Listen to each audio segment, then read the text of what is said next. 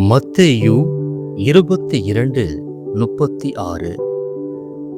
அறிஞர் ஒருவர் இயேசுவை சோதிக்கும் நோக்கத்துடன், போதகரே, திருச்சட்ட நூலில் தலைசிறந்த கட்டளை எது என்று கேட்டார்.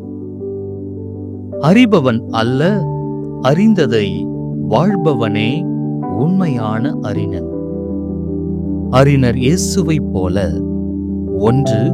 தந்தையாம் ஆண்டவரை அன்பு செய்வோம். 2. நம்மோடு வாழ்பவர்களுக்கு நன்மை செய்வோம். 3. இவ்விரண்டையும் நாம் செய்து பிறரையும் வழிநடத்துவோம். இயேசுவே உண்மையான அறிஞர். ஆண்டவரின் வார்த்தையை உண்போம். ஆன்மா அமைதி பெறட்டும்.